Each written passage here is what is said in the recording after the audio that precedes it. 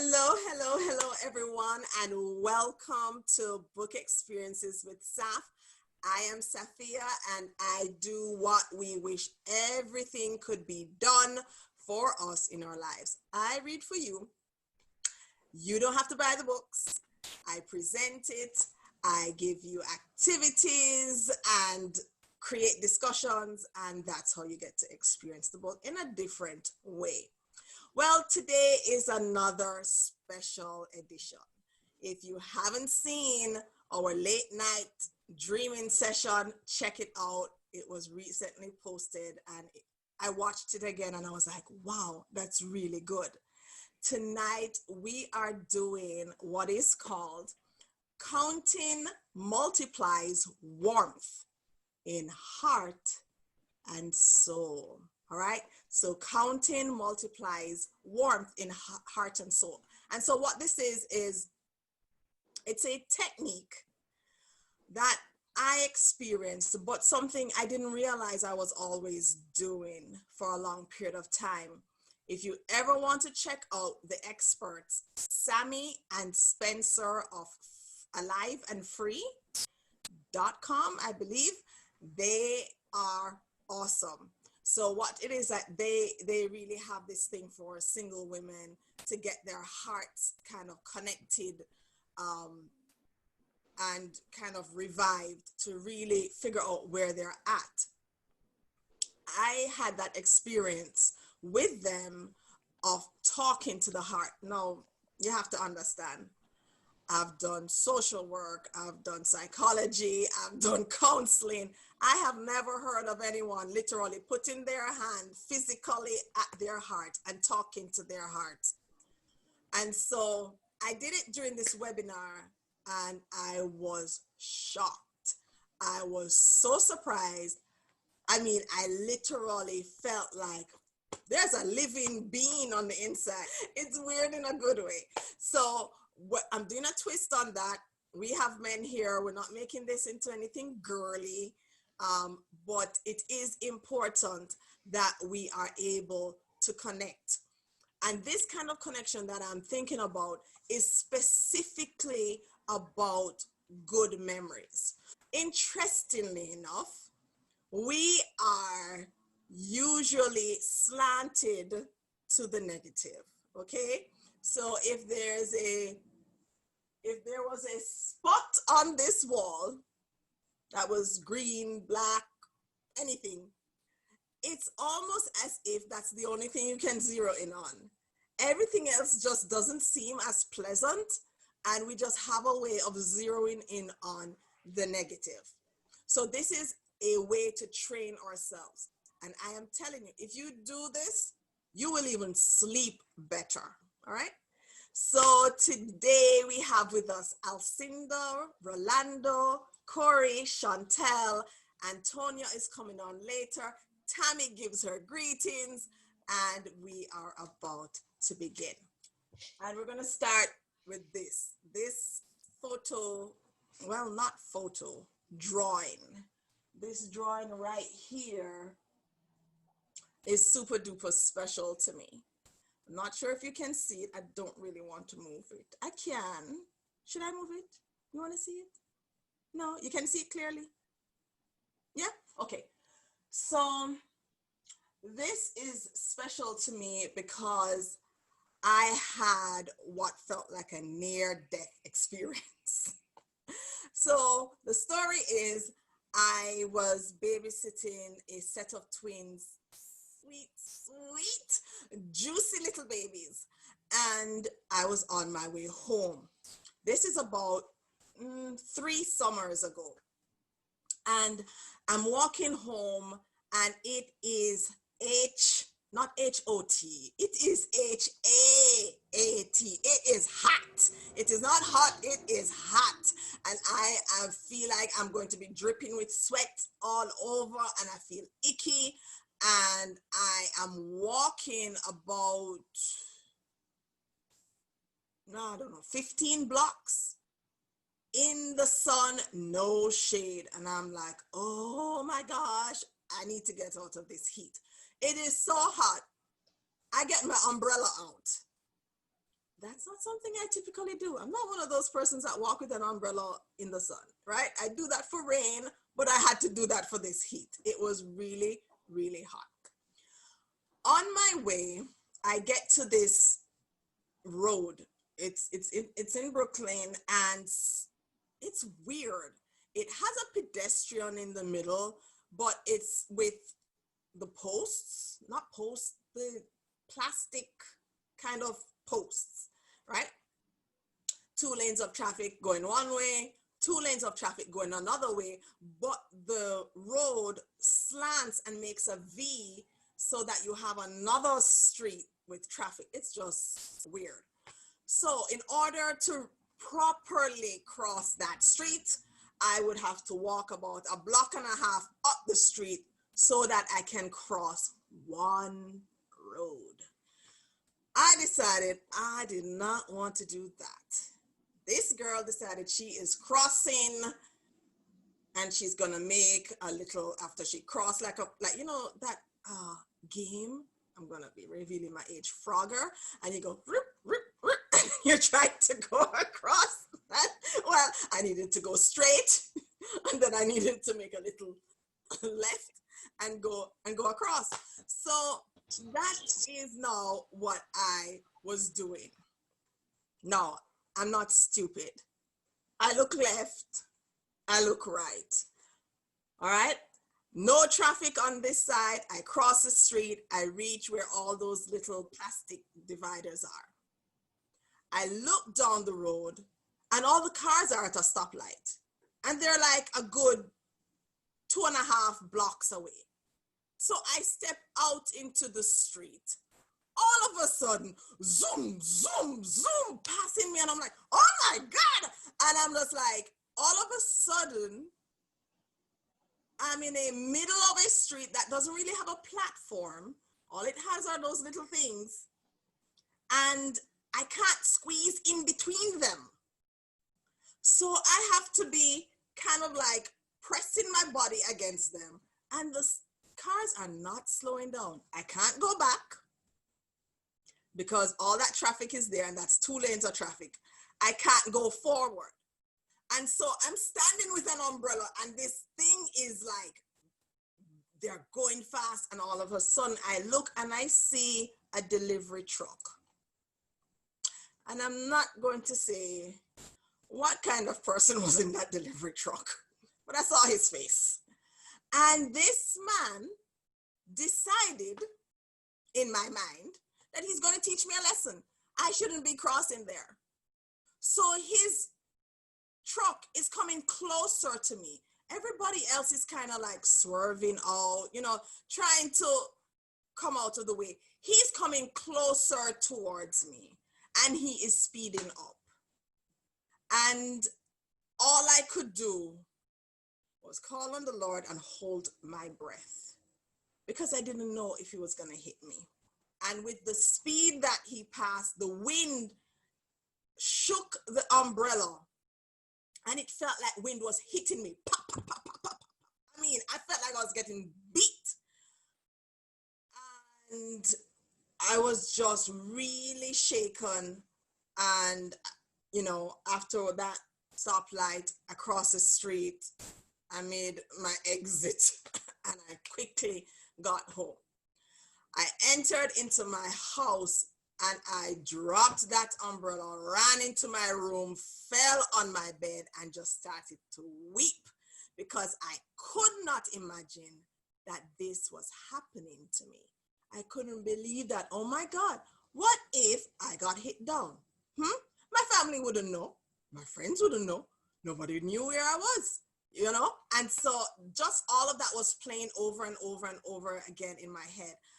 And as I just felt low and low and low, I hear the doorbell. And I'm not expecting anyone. I'm home alone now. And I kind of just try to get myself composed. I open the door. No one is there. There's a package. I open the package. And this is in it. And I just felt in that moment that I'm that lamb.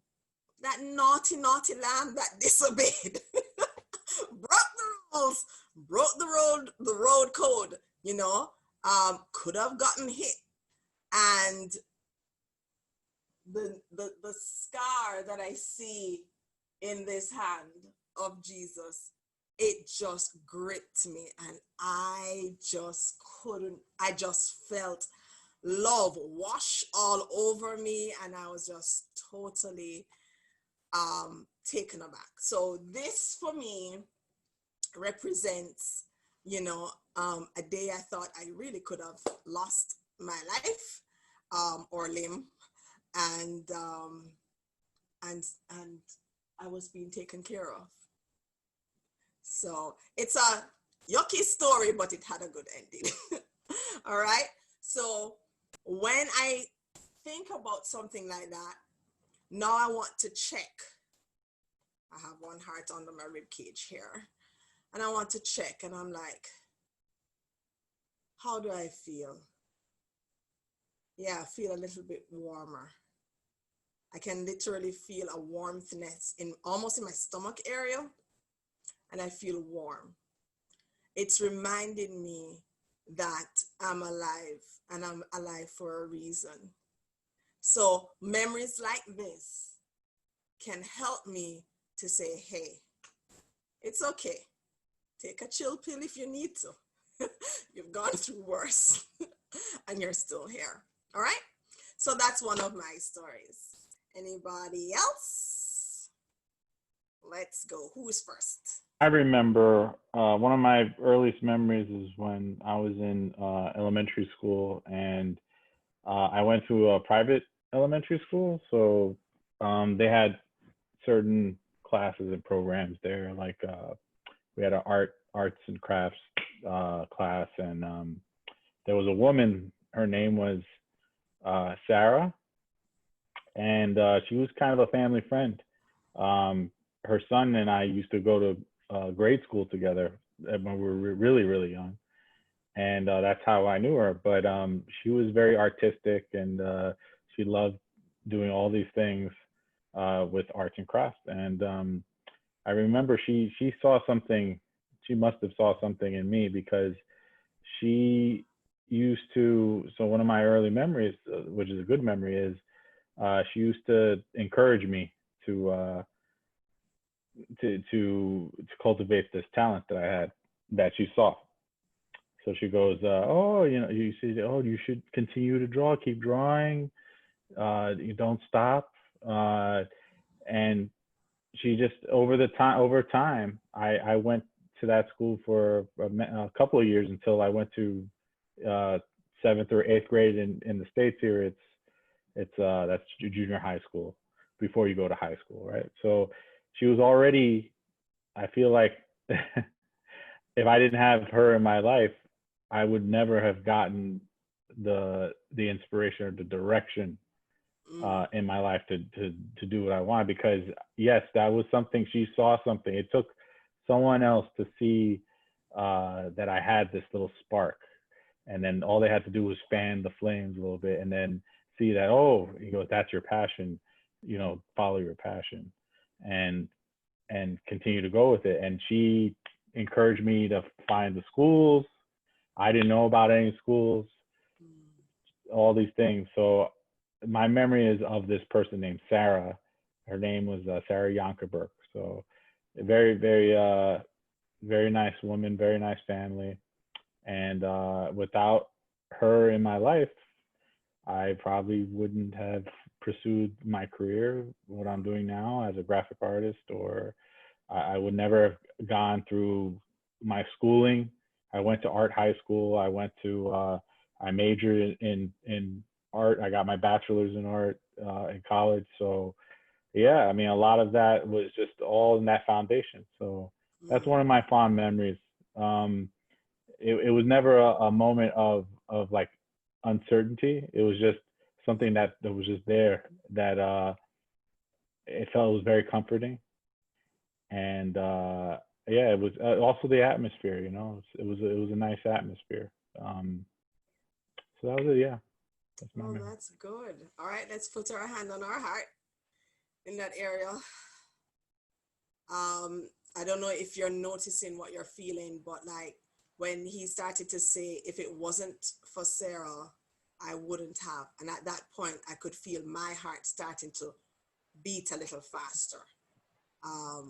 So just be mindful that, yeah, do you feel how you feel now sharing that story, Rolando? Oh, I feel good. I Yeah, mean, yeah. yeah, We're, feels we're, good we're to getting share. we're getting hormones, you know, going around, but on another level, it's kind of like it's even shifting your thoughts, because now that you've said that, you are more apt to think of another pleasant memory.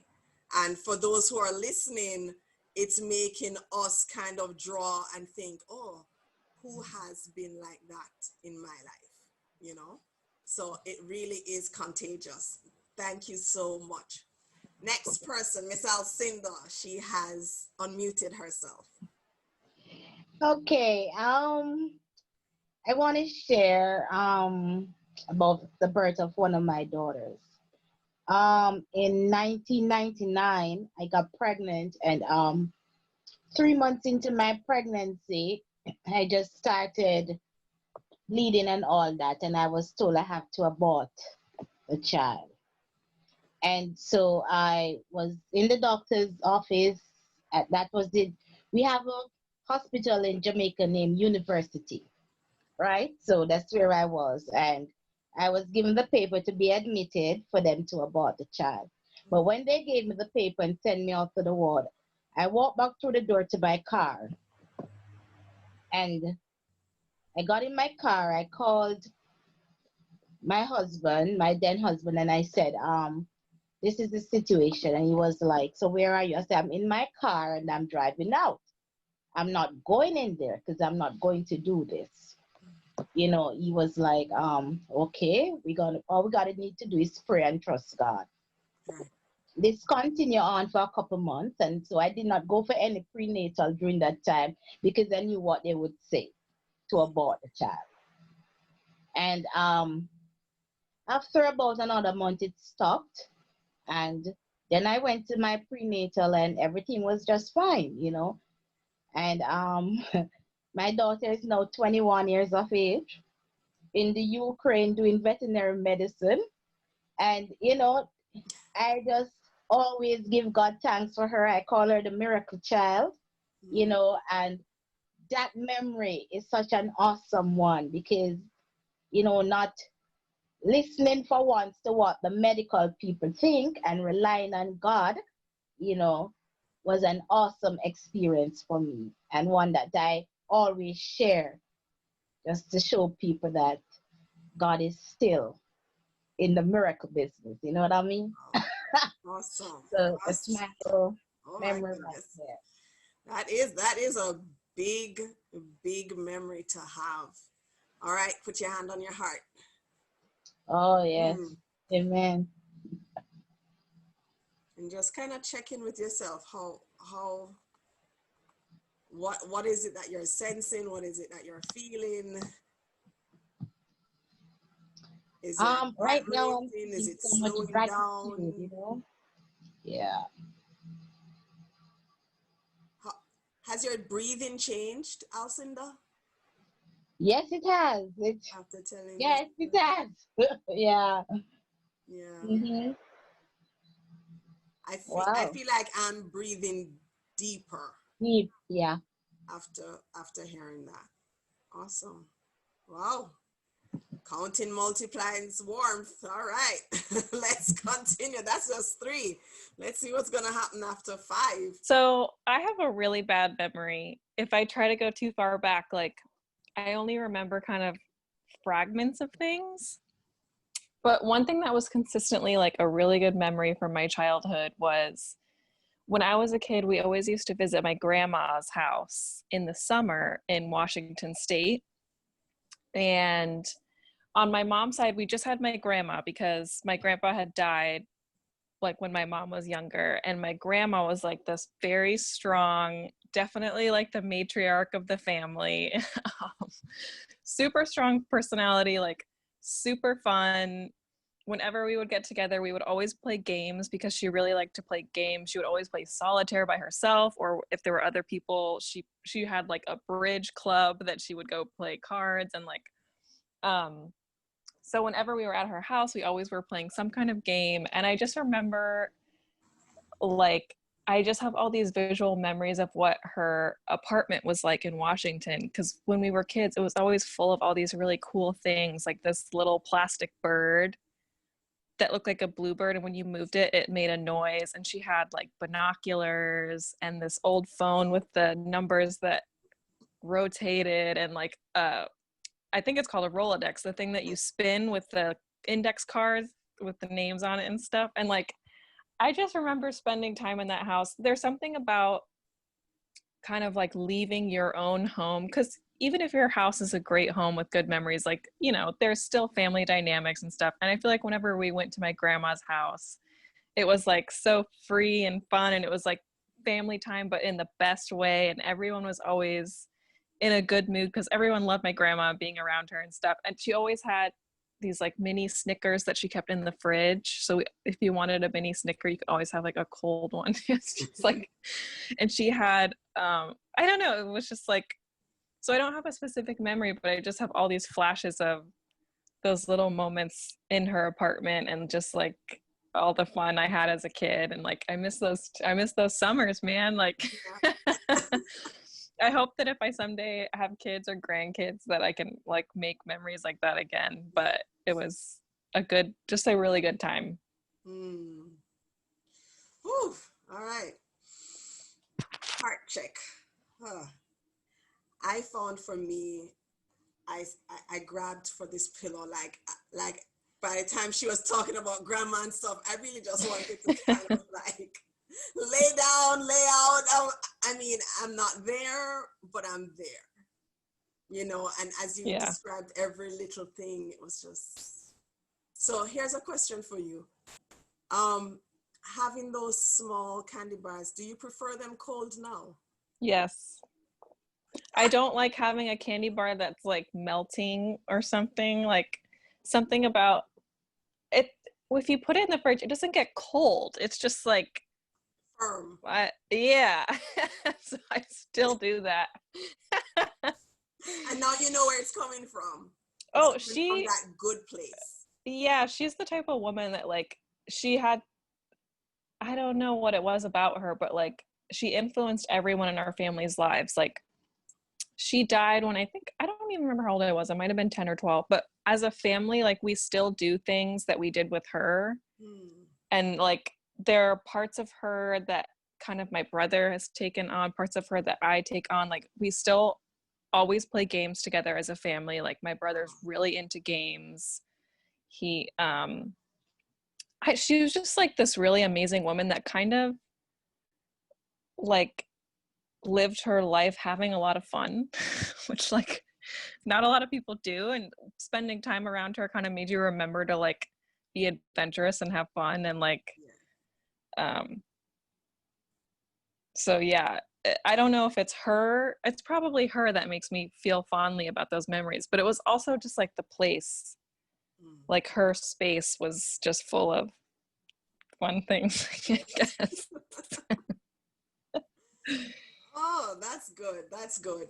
Heart check. So what are you feeling now after telling that story? Just like warm and fuzzy. I miss her, and I don't know, I think of her and she like inspires me. I want to be like her more and more every day. That's good. Oh, that's good. I don't know, I feel lighter. Anybody else, like Alcinda or Corey or Rolando, how do you feel after hearing like Chantel's story? I'm literally putting my feet up in the couch, like I'm getting comfortable. I would definitely feel that fuzzy feeling. It makes me remember when I used to visit like my uncle's house, my favorite uncle's house, who was always like, we used to live like miles away. We were one part of Queens and he lived on another part of Queens, and it was always when my dad was like, "Oh, let's everybody get ready. We're going to go visit." And I was like, "Oh, we're going to go visit Uncle." And then we're like, "Yes," because it was just that it was like felt like this place that there was going to be joy, and I got to visit my family that I loved, and it's just you knew that you were in for something that was going to elevate your day. Mm. Oh, nice. Thank you. Thank you. Mr. Corey, what's your story? My story, I'm going to piggyback on her story about her grandmother. It reminds me of my grandmother. I grew up with my grandmother, and if I was to give my story a name, I'll say I made it in broken pieces. Mm. My mother had me when she was like 16, 17. So I was raised with my grandmother, and my mother was like my sister. Mm.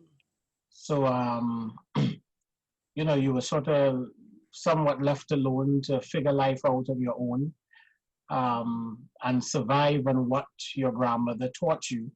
Mm. Because when you have parents, they sort of discipline you, whether it be with spanking or this and that. But that would not have worked with me. Like some of my nieces and nephews now rebel to getting spanked. But because I had my grandmother to speak to me, like what they do now, all of the advice and the encouragement has nurtured me and made me who I am today. Mm. And like our sister there who lost her grandmother when she was 10, I always wondered what it would have felt like to lose my grandmother so young. I don't know if I would have been able to live with it. Happily, I lose my grandmother 15 months now. Oh.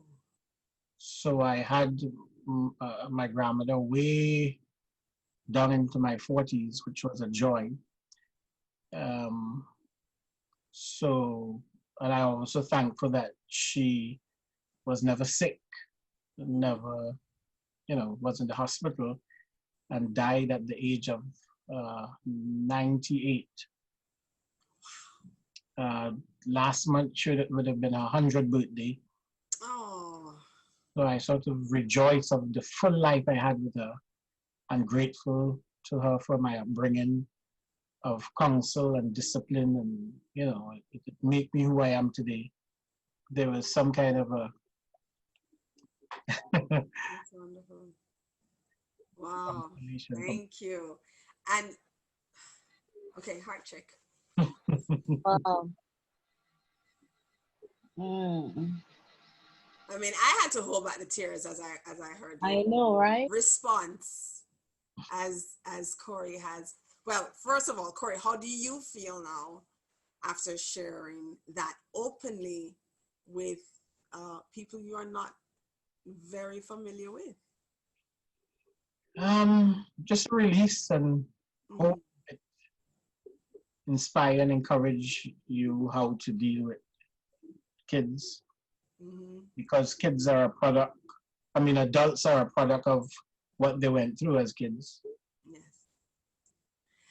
And the more you spoke, I saw a passion as you started to speak about the different things,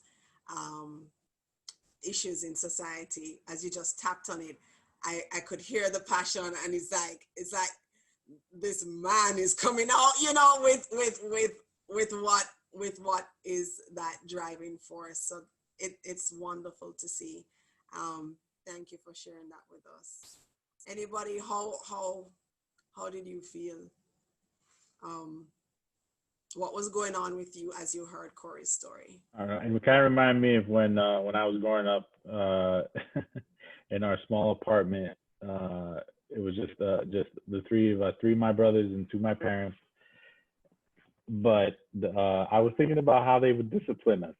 But I don't have a lot of memories of the discipline. That's the funny thing, because my mom didn't. She spanked us for sure, but it wasn't something that at a certain point she stopped, and she stopped because she knew, she knew at some point we were getting too old for that. Just like he explained, you have to talk to the children. So they were very good with communicating with us. And I learned at a very young age to respect my elders, and not only respect them, but, along came love with that too. So, sometimes you felt like you didn't want to do something wrong to upset them. You didn't want to do something to make them feel ashamed or something, something like that. So, yeah, so hearing that story, it brought a lot of those feelings, strong feelings, and appreciation. Before anybody get any slight misunderstanding, because my upbringing is very familiar to what is going on today, the upbringing that is being taught today. If I needed something, or I wanted something, or I wanted to go somewhere, my grandmother disciplined with, okay, seeing that you want to go to this place so bad because you misbehave, you wouldn't get to go. Or because you want you want this and you wouldn't get it because you misbehave. Or if you understand what I'm saying? Yes, we discuss with each other. So, by the end of the month, we will come to the table and find out what went wrong, who did wrong, how can we correct those wrongs, and you tell us how to punish you. Do I take your laptop? Do I take your phone? So if you don't want those things to go missing, then of course you're gonna be good. You don't slam doors in this house. If you slam the door, it will be taken off. That's your room door. You slam it for any reason, like you get frustrated, go upstairs and slam it. I just come up and take the entire door off. Door, and it sits there until you get back to where you want to be, make some apologies, and it goes back on. Wow, this is becoming a very interesting discussion. Chantel, any thoughts? I love that, because I think it makes, I don't know what it would feel like, because I didn't do that with my family. Like, I definitely got spanked when I was a kid. And I feel like treating your kids like that, you're giving them kind of like control and you're teaching them that they have agency in their actions and the consequences. So it's like the motivation for doing good becomes different. And like, it's not just like out of fear or something that you behave. It's like, I don't know, I'm sure it makes your kids like think in a different way about their actions and their behaviors. And I also really think it's amazing that because I remember when we talked about this, I don't remember what other study it was, but I remember you said that you asked your kids, like, or you listen to input about your kids about your parenting, which I was like, wow. Like, imagine a family where the children can say, like, to their parents that, like, this is where you're not being a good parent, this is where you're being a good parent. Like, how amazing is that? I mean, maybe the kids aren't speaking with wisdom all the time, but yeah. It's a really cool dynamic that I hope is fruitful in your family. I mean, I can only imagine that it is. Mm-hmm. Mm-hmm. Yeah, because as a parent, you're not perfect, and the things that you're doing wrong, sometimes you only realize it in that meeting when the kids say, well, we don't like, whether it's that you call us names. It's funny, because I think as we have this discussion, I mean, a lot of it is going to be with the adults willing to have a certain amount of humility and being willing to learn. When I first started teaching, I taught 3-year-olds. And I remember the first time I had to apologize to a 3-year-old, and, they're much smaller, so I had to bend down, get on my knee, get down. And I said, I'm sorry, I didn't understand what you meant when you said X, Y, Z, whatever it was, I can't remember. But I remember it was the hardest time I ever had to apologize to a child, but since then, it has never been difficult again. So sometimes if we just allow ourselves to do something different, especially if we weren't granted that growing up. So today in my class, a score key went missing, and the students are responsible for filing the score key in numerical order. It's teaching them filing, organization, being responsible. They actually get to score their own work. It's teaching them honesty, integrity, all of that. So one little fella, he had used the math score key, and when another classmate went to get it, she couldn't find it. And she's like, Miss Brown, I can't find it. I can't find the math score key. So I just turned to him. I'm like, where is it? You used it. And he's like, I put it back. And I'm just like, okay, you're going to have to get up out of your seat and you find it since you put it back. And he's like, I swear. And I'm like, okay, hold on. Swearing, we do not do. I mean, he's just like 7. I'm like, that, we don't need to go there. We don't need to swear. Our word should be enough. A yes is a yes, a no is a no. You don't need to go into swearing. Let's find it. So, they were there for a while at the farm. They can't find it. And I'm like, no, you had to put it somewhere. You last used it. And then a thought came. I have one student over in another teacher's class getting some one-on-one. I wonder if she has it. And so I said, you know what, just go next door and find out if the other student has it. And lo and behold, she did. And in that moment, I'm just like, I was wrong. And I just took him and I just helped, stood him in front of the class, and I just stopped everyone. And I just said, all right, class, attention. I need to apologize, to so-and-so, because I thought he misplaced the score key and it was in the next classroom. And then I turned to him and I said, I am sorry that I did it. And his little eyes were just so big. He's like, it's okay, Miss Brown. Yeah. And I'm like, all right. Now, this same chap, later on in the day, I was given what we call merits. So we have what looks like Monopoly money, and it's in denominations of 5, 10, 20, 50, 100. Right? So if a child gets 100%, they get one denomination, and if they pass, they get another.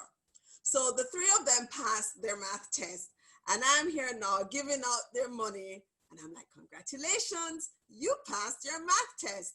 And as soon as I gave it out, he's like, oh, Miss Brown. I'm saying, I said, we're not comparing ourselves. He's like, and he's talking, Miss Brown, but Miss Brown. I said, we're not comparing ourselves. And so I turned around and I'm like, what would you like to say? Why? I said, why what? They got more. I said, excuse me? I said, they did what? They got more. You gave them 2 20s. I said, okay, now listen. There's a difference between what you think and what you know, right? You think I gave them more because you are comparing yourself to them. The funny thing is that they got half of what he got. And he is swearing that I gave them more, And so he had to have a lesson. I had to have my lesson early in the day. Now he had to have his lesson later on in the day.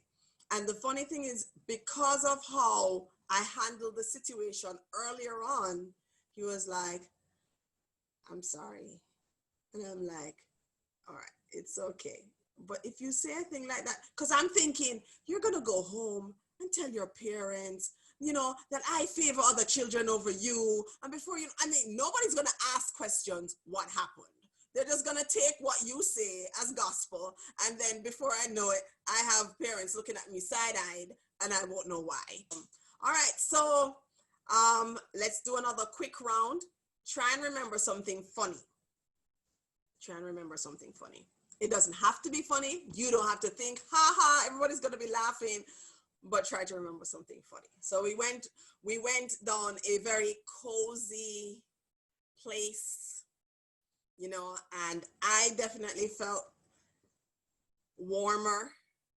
I felt cozier. I still have a cushion I'm holding on to, you know. I have one leg up in the couch. I'm comfortable. So now that I'm more relaxed, I can handle sharing something that may be considered a little embarrassing, but funny for me. All right, so this is what another technique that you can use. You first go with what warms you up, and then you can go down the road of silly, funny, laughing at yourself, and all of that helps to kind of take the edge off, you know? All right, so for me, I was 12 or 13 years old, and I guess it had to be the summertime.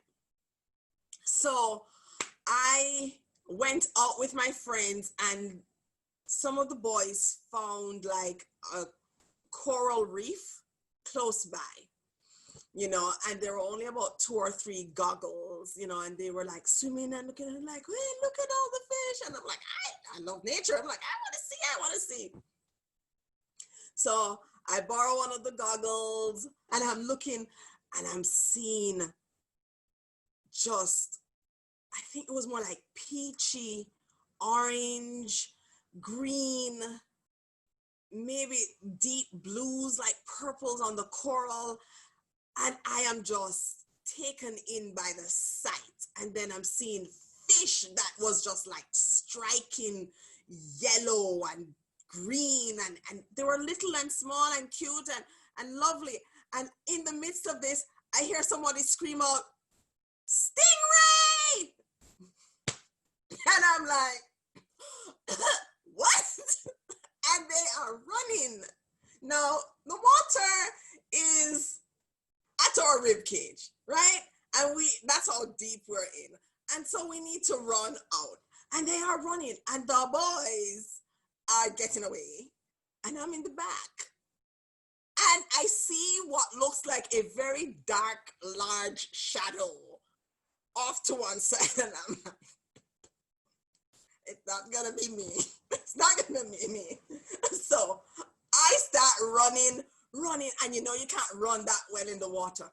And we're going, and we're screaming, and they're like, "Stingray! Stingray!" And I just went like this and grabbed one boy's trunk. I started to pull. And down it came, and I started to see crack. And he's like, listen, whatever I need to do, I'm not gonna be the one eating. So I dragged him back and I ran ahead. Awful. But this is what children do. It's just like the child in you that's like, survive, anything I need to survive. So that's my little funny thing. And I hope he doesn't remember. And if he sees this, I'm sorry. Anyone else? This is one that I remember from my childhood, surprisingly. We went on a vacation with my family, and we were in a hotel, and like the hotel had this balcony, and it had a screen door. After this day when I think of it. My brother, he went to go to the balcony, but he didn't see the screen door was shut. He walked through it and it fell out of the frame, and he fell onto his hands and knees, like shocked. The look on his face was the best part, because like you could tell he had no idea what just happened. Oh, and he looked up at us. Was it hurt? No, Oh. And he did not know how he ended up on the ground. Oh my gosh, the look on his face is like Priceless. burned in my memory. I can just like remember that and it makes me laugh, obviously. So that's my funny story. All right. I like it. All right, quick heart check. Anybody else? Alcinda? You know, Chantel, that just happened at my house last week Sunday. My girlfriend walked right through my screen door, bust the screen with a cup of tea. She almost got burned. I'm like, didn't you see that? Oh my gosh. She's like, oh my God, I didn't even remember. It didn't even look like anything. Whoop, I could. Everybody got to run out and like, oh my God. So she had a cup of tea, so we thought it burned her, but it didn't. So Good. that was hilarious because we all laughed. And of course, we looked after her after. But, you know, we had to laugh. So I It's can like- understand, you know? Oh It's my like a God. scene out of like America's Funniest Home Videos. You ever watch that show? Like I wish I had a recording of it because it would have. It's such a funny moment. That's what they were saying at the house. They were like, "Oh my God, nobody has the phone out." No, I know exactly what you're talking about, Chantal. I know. Oh, That's so classic. thank you. That's cool. Gentlemen, what was that like as you were hearing these stories? It reminded me of see, she mentioned Chantel mentioned when her family used to go on vacations, and my family used to do vacations annually, and then we stopped after a while. But when we did, when I was about 6 or 7 years old, we took a trip out to California, and my dad he bought a video camera, so he used to like taking home movies of the trips. So he used to do these things, these candid things, where he would leave the camera on and just take random footage of, you know, just us doing stuff. Like we were in the hotel room and we were all settling down. We had a good day. We went out. We had a good time, and we're all happy. And you know, and here I am, this little 6, 7-year-old boy walking across the camera in his underwear. And, you know, I'm talking to my dad, and my dad's playing with us, and he's like, you know, we're roughhousing each other and stuff. And then eventually my dad goes, you know, the camera's on the whole time, right? And I go, it is? And I turn around, I look at the camera, and I do a disclaimer. I said, I'm sorry, anyone who's watching this, please understand, I didn't know. Oh, that's so cute. Sometimes that family, well, we don't watch them anymore. There used to be a moment where I guess all families do is they would just watch the old home videos, and we used to watch it, and we had other family over. That was just the moment where, oh, here's the moment where we're gonna embarrass you because you were this little kid doing this thing. And so yeah.